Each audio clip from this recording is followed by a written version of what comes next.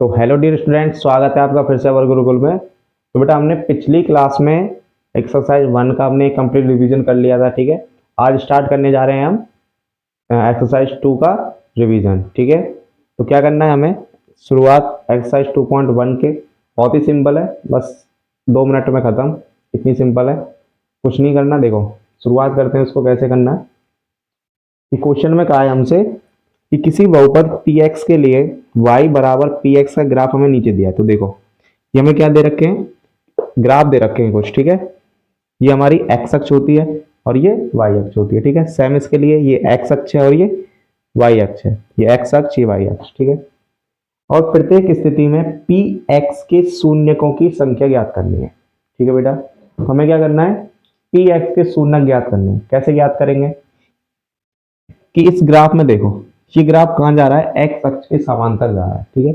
मतलब ये एक्स अक्ष से टच नहीं हो रहा, नहीं हो रहा ना। तो जब तक एक्स अक्ष से ये जो लाइन है ये टच नहीं होगी, जब तक उसके लिए उसके शून्यकों का कोई मान नहीं होगा। ठीक है, तो यहाँ पे शून्यकों का जो मान होगा वो क्या होगा, जीरो। यहाँ पे शून्य क्या होंगे, जीरो। ठीक है, अब इसमें देखना है हमें, यहाँ पे ये एक्स अक्ष है, ये हमारे पास वाई अक्ष है। ठीक है, तो हमें देखना है कि जो ये ग्राफ है ये एक्स अक्ष से कितनी बार टच हो रहा है। ठीक है, तो देखो यहां तो कोई टच नहीं हो रहा, यहाँ पे एक्स अक्ष से ये एक बार टच हो रहा है। क्या हो रहा है, एक बार टच।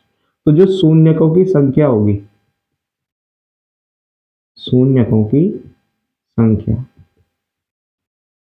वो क्या होगी बेटा, यहाँ पे क्या होगी, 1। ठीक है, नेक्स्ट देखो तीसरा क्वेश्चन, इसमें काउंट करते हैं। यहाँ पे एक, यहाँ देखेंगे तो ये तो बाई एक्स से टच हो रहा है, इससे तो कोई मतलब है ही नहीं। एक्स अक्ष से मतलब है, ये हमारी एक्स अक्ष है, ये हमारी वाई है, तो वाई से तो कोई मतलब है ही नहीं, हमें सिर्फ एक्स अक्ष के लिए देखना है। तो देखो एक्स अक्ष यहाँ पे टच हो रहा है, एक यहाँ पे हो रहा है, एक यहाँ पे हो रहा है, एक दो तीन। तो यहाँ पे जो शून्यकों की संख्या होगी वो क्या होगी, 3। ठीक है, देखो चौथा क्वेश्चन, यहाँ पे एक बार हो रहा है, यहाँ पे एक बार हो रहा है, कितनी बार हो रहा है, 2 बार। तो यहाँ पे शून्यकों की जो संख्या होगी वो क्या होगी, 2। बहुत ही आसान है। यहाँ पे देखो एक बार टच हो रहा है, ये 2 बार टच हो रहा है, यहाँ पे ये वाई अक्ष पे हो रहा है। ठीक है, इसको नहीं काउंट करना है, ये किस पे हो रहा है, वाई अक्ष पे। तो ये 2 3 4, तो यहाँ पे जो शून्यकों की संख्या है वो क्या है बेटा, 4 है। ठीक है, अब देखो इसमें क्या हो रहा है, एक बार यहाँ पे हो रहा है, एक बार यहाँ पे हो रहा है 2, तो एक बार यहाँ पे हो रहा है, तो कितनी बार हो रहा है, 3 बार। तो यहाँ पे जो शून्यकों की संख्या होगी वो ओवरऑल 3 होगी। ठीक है, ये 2.1 थी, खत्म, बहुत ही आसान थी। अब बात करते हैं इसमें एक्सरसाइज 2.2 में क्या दे रखा है। तो ठीक है बेटा, तो शुरुआत करते हैं 2.2 में क्या है।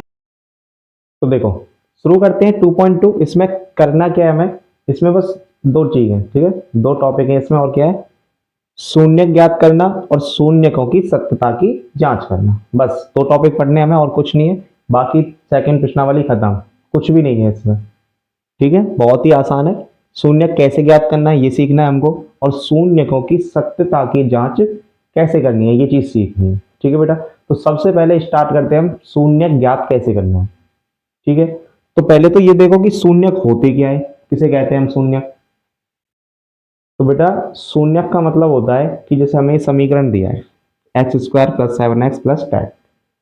शून्यक का मतलब होता है कि हम x की जगह पे कोई ऐसा मान रख दें जो इस पूरे समीकरण को क्या कर दे, जीरो कर दे। तो वो क्या होगा, इस समीकरण का या फिर इस समीकरण क्या होगा, वो शून्यक होगा। ठीक है, x की जगह पे कोई भी ऐसा मान जो इस समीकरण के मान को क्या कर दे, जीरो कर दे, तो वो क्या होगा, इस समीकरण का शून्यक कहलाता है। ठीक है, तो देखो निकालते कैसे हैं उसको, बहुत ही आसान तरीके से। जो x² का गुणांक होता है उसे लिखते हैं हम a। क्या लिखते हैं, a।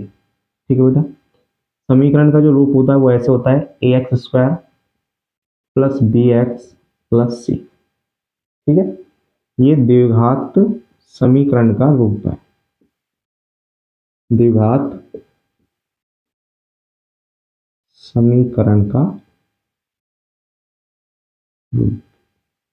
ये होता है। ठीक है बेटा, जो एक्स स्क्वायर का गुणांक होता है उसे हम ए से लिखते हैं, एक्स का गुणांक होता है उसे हम बी से लिखते हैं, और जो सी है वो लास्ट वाला नंबर। ठीक है, जो भी अचर पद है वो हमारे पास क्या है, सी है। अब हमें शून्य निकालने कैसे हैं, कैसे निकालने हैं, देखो बेटा, पहले तो सी की मल्टीप्लाई ए से करो, मतलब 10 की मल्टीप्लाई एक्स स्क्वायर के गुणांक से करनी है। एक्स स्क्वायर का गुणांक यहाँ पे क्या है, 1 है, तो 10 की मल्टीप्लाई 1 से करेंगे तो क्या आएगा, 10 आ जाएगा। क्या आ गया, 10। ठीक है, अब 10 के हमें ऐसे टुकड़े दो करने हैं कि उसे जोड़ने या घटाने पे हमें क्या आना चाहिए, ये वाला आना चाहिए 7। ठीक है, जैसे हमने इसके फैक्टर करे 5 × 2 10। ठीक है, यदि हम इनको जोड़ दें तो हमारे पास क्या आ जाएगा, 7 आ जाएगा। ठीक है, तो इसको लिखते हैं कैसे, देखो, एक्स स्क्वायर प्लस 7x।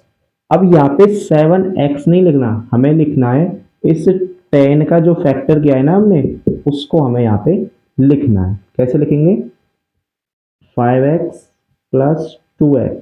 इस 7 की जगह हमने क्या लिख दिया, 5x प्लस 2x। अब लास्ट में जो 10 है उसको लिख दो। ठीक है ना, शून्य निकाल रहे हैं तो इसके बराबर में क्या होगा, 0 होगा, क्योंकि इसकी जो वैल्यू आएगी वो 0 के बराबर आएगी। ठीक है, अब क्या करना है बेटा, यहां से हमें कॉमन लेना है और यहां से हमें कॉमन लेना है।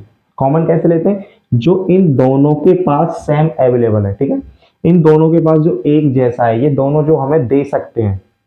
ठीक है, एक्स स्क्वायर प्लस 5x, इसमें क्या ले सकते हैं, हम एक्स ले सकते हैं, क्योंकि एक्स इसके पास है। यहाँ पे बचेगा एक एक्स प्लस, यहां से एक्स चला गया तो बचेगा बेटा 5। ठीक है ना, यहां से क्या कॉमन ले सकते हैं हम, यहां से ले सकते हैं हम 2, यहाँ बचेगा x प्लस 5 बराबर 0। तो तुम देखो बेटा, यहाँ पे ये वाला कोष्टक और ये वाला कोष्टक कैसा आ रहा है, सेम आ रहा है। अगर ये यहाँ पे सेम आ रहा है तो इसका मतलब जो हमने अभी तक जो किया है वो क्या किया है, सही किया है। अगर यहाँ पे अलग अलग आ रहा है तो मतलब हमने गलत कर दिया। ठीक है, ये कैसा आ रहा है, सेम आ रहा है। अब क्या करना है, इन दोनों में से तो एक ले लो, क्योंकि दोनों तो सेम है। इन दोनों में से क्या ले लिया हमने, एक ले लिया। ठीक है, अब जो बचा है x प्लस 2, इसको अलग ब्रैकेट में लिख लो, बराबर 0। ठीक है, तो अब क्या करना है, दोनों को एक एक बराबर में रख लेते हैं। x प्लस में 5 बराबर 0, और एक बार लिख दो x प्लस में 2 बराबर 0। यहां से देखेंगे तो x बराबर -5, यहां से देखेंगे तो x बराबर -2। अब यहां से क्या हुआ, x के दो मान आए, x के दो मान आए, इन्हीं को कहते हैं अल्फा प्लस दूसरा हो जाएगा बीटा। तो ये क्या होते हैं, अल्फा और बीटा, क्योंकि शून्य दो निकलेंगे, दो निकलेंगे तो अल्फा और बीटा। ठीक है, अब क्या करना है हमें, ये तो हमारे शून्य हो गए, तो शून्य हमने ज्ञात कर लिए। अब हमें करनी है बेटा शून्यकों की सत्यता की जांच। तो शून्यकों की सत्यता की जांच कैसे करते हैं, चलो देखो यहां बताते हैं, क्या बताते हैं। देखो बेटा, शून्यकों की सत्यता की जांच करने के लिए यहाँ पे लिख रहे हैं शून्यकों की सत्यता की जांच।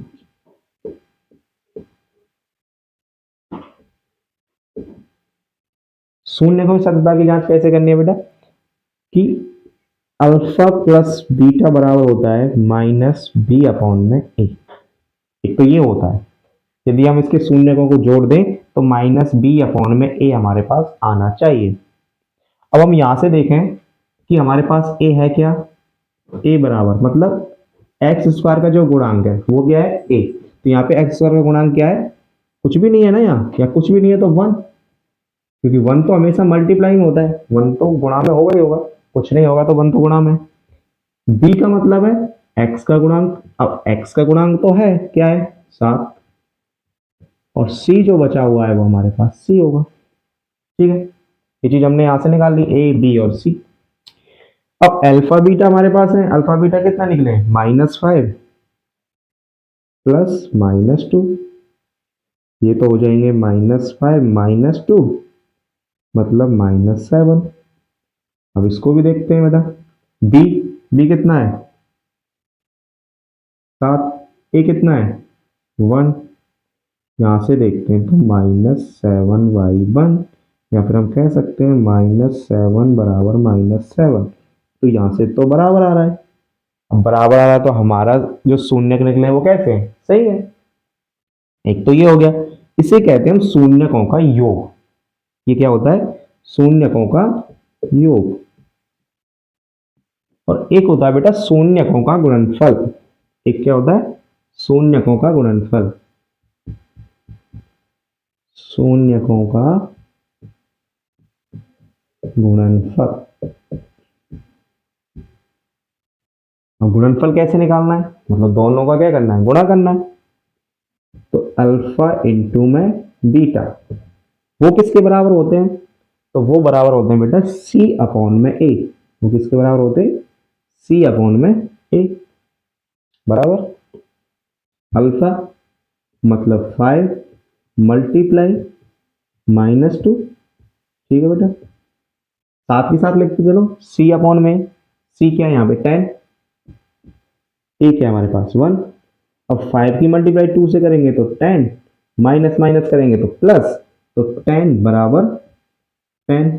तो यहां से भी क्या आया हमारे पास, शून्यकों का जो गुणनफल है वो भी हमारे पास बराबर आया है। तो ठीक है, तो ये हमारे दोनों शून्यक यहाँ पे योग के रूप में और गुणनफल के रूप में सही सिद्ध होते हैं। ठीक है, यही हमारा शून्यक ज्ञात करना और उनकी शून्यकों की सत्यता की जांच करना, बस यही है इसमें। ठीक है, और कुछ नहीं बचा इसमें। तो चलो एक एक करके कुछ इंपॉर्टेंट जो क्वेश्चन है उनको फटाफट से करते हैं, बाकी फिर ये चैप्टर। एक इंपॉर्टेंट क्वेश्चन है x² - 3 के हमें क्या निकालने, शून्य ज्ञात करने और उनकी सत्यता की जांच करनी है। ठीक है, कैसे करेंगे, तो देखो ध्यान से समझना। इसमें हमारे पास क्या है, हमारा जो द्विघात समीकरण होता है वो किस रूप में होता है, देखो वो होता है हमारा ax² + bx + c, इस रूप का होता है। लेकिन इसमें तो x² और c दे रखा है, x तो है ही नहीं। तो बेटा हमें क्या करना है, इसको हमें खुद बनाना पड़ेगा। यहाँ पे आके हम फंस जाते हैं, हमें तो पता है x भी होता है, x² होता है, उसमें c होता है। ठीक है, तो कैसे करना है इसको, देखो हमें इसे बनाना पड़ेगा a² - b² के फॉर्म में। कैसे बनाएंगे, हम यहाँ से देखेंगे ये है x²। अब इसको कैसे बनाएं 3 को, ये तो बड़ी समस्या है। बेटा समस्या कुछ नहीं है, ये 3 है ना, 3 को हम लिख देते हैं √3, और जब इसका स्क्वायर करेंगे तो ये हमें 3 ही मिल जाएगा। मिल जाएगा ना, तो हम इसको ऐसे लिख सकते हैं। तो a² - b² क्या होता है, a² - b² होता है a + b और a - b। ओके, अब इसको हमें लिखना है, देखो x + √3 और x - √3। ठीक है बेटा, अब क्या करना है, शून्य निकाल रहे हो तो इसको शून्य के बराबर रख दो, शून्य के बराबर रख दिए। जब इसकी वैल्यू निकालोगे तो x प्लस में √3 को 0 के बराबर रख दो, और एक तरफ x - √3 को 0 के बराबर रख दो।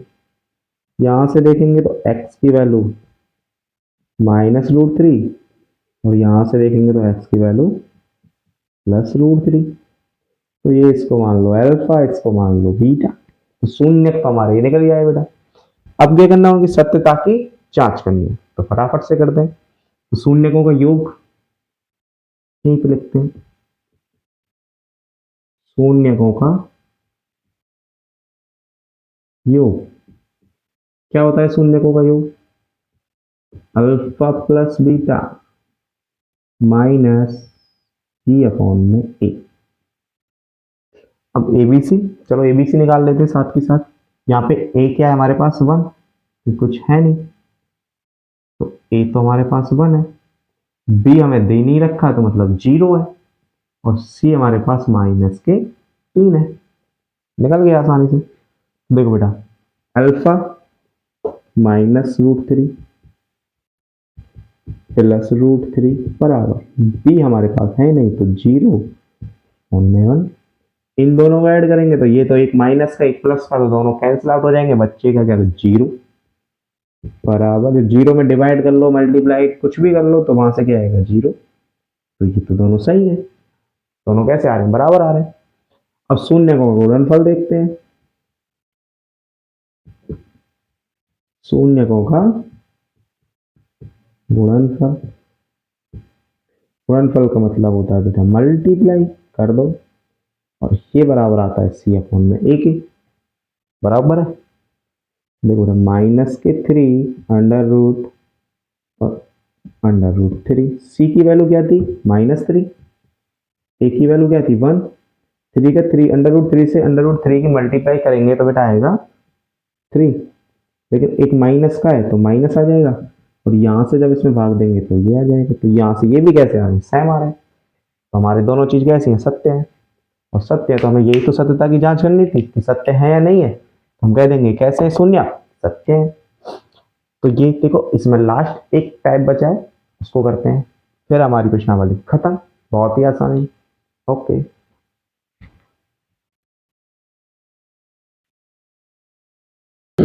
तो देखो बेटा इसमें एक तरह का क्वेश्चन और है कि शून्यकों का योग दे रखा होगा और शून्यकों का गुणनफल दे रखा होगा, और हमसे कहेगा कि इसका द्विघात समीकरण हमें बना के दो। ठीक है, तो ये सवाल क्या है कि शून्यकों का योग दे रखा है -3 और शून्यकों का गुणनफल दे रखा है 2।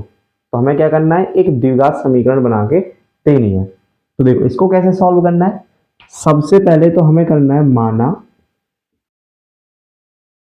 द्विघात समीकरण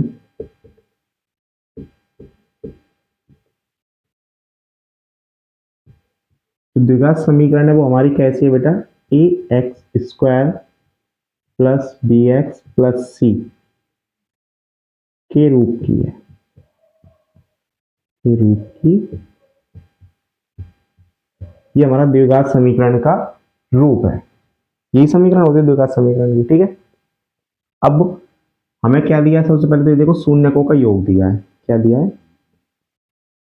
शून्यकों का योग।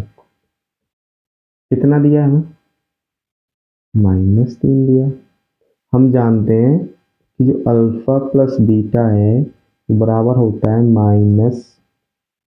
-b अपॉन में a, यही पढ़ा था।